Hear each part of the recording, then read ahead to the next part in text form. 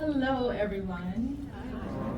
Thank you to the NYC DSS, HRA, DHS for having me.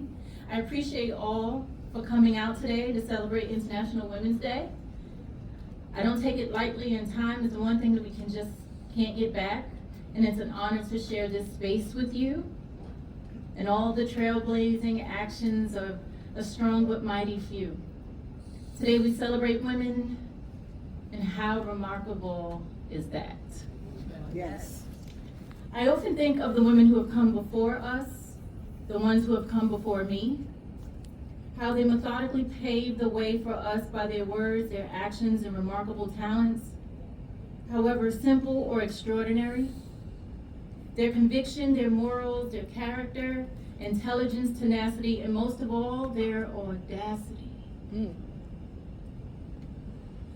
The world-renowned poet Nikki Giovanni says, "We have a world to conquer, one person at a time, starting with ourselves." Audacity can be positive or negative. It depends on which side of the coin you prefer. Let's define audacity. A willingness to take bold risks, and some similar words are daring, fearlessness, courage, valor, and bravery. As I flip my Canadian coin, it's also defined as rude, disrespectful behavior. Similar words are forwardness, cheekiness, nerve, gall, shamelessness, and defiance. So how can one word also be its opposite? It depends on the perception of that given circumstance. Today we're going to highlight the audacity of the most courageous and honorable way. I can assume that many of our ancestors did not wake up specifically to say, "I'm going to make history today. I will be the cause of revolution. My story will be told worldwide, and it will be a pivotal point to shape modern civilization." I must say that I don't speak of ancestors as was and were. I speak of them as now and here. Of course, I acknowledge their transition, but as long as we speak their names and listen to their songs, watch their movies and read their words and tell their stories, that makes them not only relevant, but very much present. In 1955, Rosa Parks was just tired. She refused to give up her seat on a bus to a white passenger, defying Jim Crow laws in Montgomery, Alabama. She was arrested for disorderly conduct. Let's not forget, rest is revolutionary too. Allow me to add, 9 months before Rosa, there was Claudette Colvin, a 15-year-old girl arrested for not giving up her seat on a bus for a white passenger. Also in Montgomery. Like Rosa, Claudette was just tired. And remember, tiredness can go beyond the physical. Tired could also be a state of mind. Before Claudette, we have Elizabeth Jennings Graham in 1854. Elizabeth rode in the whites-only section in a streetcar right here in New York City. She was rushing to work and just needed to get where she was going. And her audacity, or defiance, sparked outrage when she refused to move from her spot. But in 1855, we received a court victory which led to the desegregation of New York City's public transportation, 100 years before Alabama. Claudette was 15. Audacity is ageless. Bessie Coleman is the first African American and Native American woman to earn a pilot's license in the United States, forced with discrimination based on race and gender. She had to go to France to get her certificate to fly. She earned her license in 1921.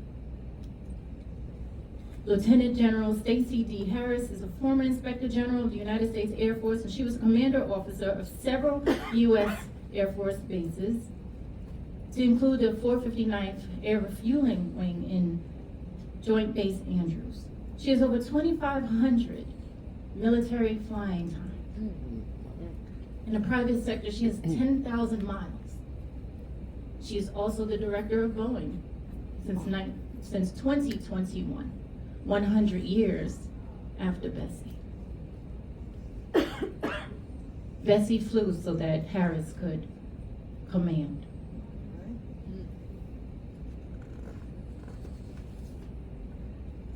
This is a history of them all.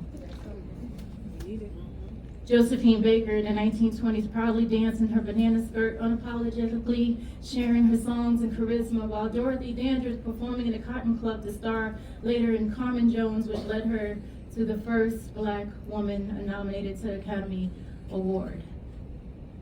Did they not pave the way for Danielle Luna in 1960s to grace the cover of Harper's Bazaar and the first Black woman of British Vogue?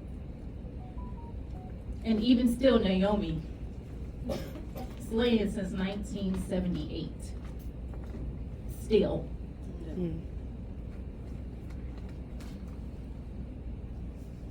Did they not know that they were not the status quo?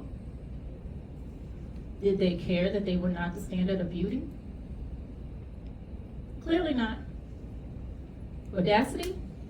Absolutely. Shirley Chisholm, a politician in 1968, became the first Black woman elected to Congress. Shirley represented New York's 12th congressional district in Brooklyn, and she won 7 times from 1969 to 1983. She was also the first woman to run for the Democratic presidential nomination in 1972. In present day, Kamala Harris, the highest ranking U.S. official, woman, period, was our vice president. And as a member of the Democratic Party, she was the party's nominee for the 2024 presidential election. Without Shirley, there is no Kamala. There are currently 42 Black women representatives, 3 Black women delegates in the House of Representatives today. Shirley fearlessly provoked so the current ladies could charge. 10 years before Alice Walker wrote The Color Purple, she researched the writings of Zora Neale Hurston, a novelist and a writer from the Harlem Renaissance. Zora had no way of knowing that 12 years after her transition, Alice would find her way to Fort Pierce, Florida, dig through the weeds of the forgotten, racially segregated burial ground to find her resting place. Alice purchased a headstone marking Zora's grave, inscription, "A Genius of the South." Isn't that the perfect example of women supporting women? Or honoring our ancestors? I think so. Many of us don't have the luxury or the burden of being dubbed the first. But we all have the responsibility to continue to carry the torch, to do the work, to nurture the soil, to plant the trees for the next generation's fruit. Back to Elizabeth, because 40 years after spearheading the successful desegregation of the New York City streetcar, she wasn't done.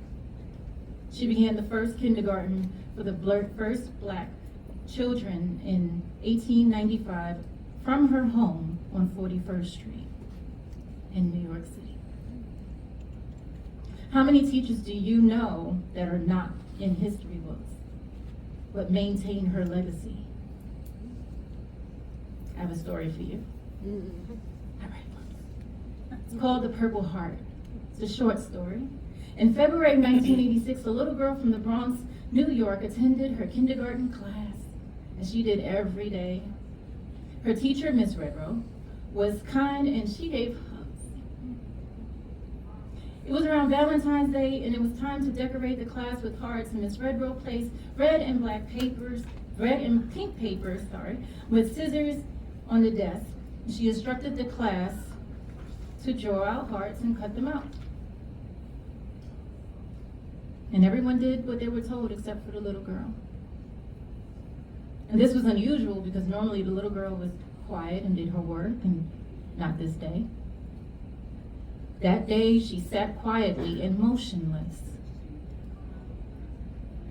Miss Redrow went to her and asked if everything was okay, and the little girl said shyly, I don't like those colors. I really don't like red. Miss Redrow was surprised. She reiterated that it's Valentine's Day, so we're making red hearts. And she stated, well, Miss Redrow, I don't like the color red, with a little bit more gumption to her. The teacher was astounded and then asked her, what color do you prefer? And the little girl smiled and exclaimed, purple? And her classmate said, you can't have purple. Everyone knows hearts are red. And she said, your heart is red. My heart is purple. The child was not rude, loud, or disrespectful, but she was audacious. Miss Redrow went to her desk and came back with 10 purple pages. The little girl beamed and she was a little behind, but she diligently completed her assignment along with everyone else. The teacher collected the hearts from about 20 students, 190 pink and red hearts and 10 purple hearts. From then on, the teacher made her best accommodation for the purple request. Sometimes it was paper, others it was markers and crayons. The other students noticed, and some of them expressed their preferred colors too. The teacher never gave the little girl anything red again. The little girl, in her little audacity, changed the culture of her little class. Even a classmate who objected was like, it's kind of nice seeing the little splashes of purple and all the red and the pink. Ms. Redrow empowered and respected the little girl's boundary. It also allowed others to stand in their truth. Support is revolutionary. One more detail about the story. The little girl is me. I can't talk about my journey on how I am able to do all that I'm able to do without mentioning these women who have come before me. I had the honor and pleasure of serving under General Harris at the 459th while I was a non-commissioned officer at the 459th Security Forces in Andrews. I teach kindergarten to 7th graders the art of poetry and spoken word, confidence in building techniques. I strut catwalks and model development and grace the pages of international magazines and commercials. I'm a businesswoman and the CEO of Cyrene Renee Enterprise, as well as trademark brand owner of Call Me Queen. I act, I write plays, I sing. I have 2 published novels and 3 published poetry books. I served in the United States government as a civilian at the Defense Information Systems Agency, once upon a time. I march and I fight for freedom and the rights of women and others in the name of activism, equity, equality, awareness, and humanity. No justice, no peace.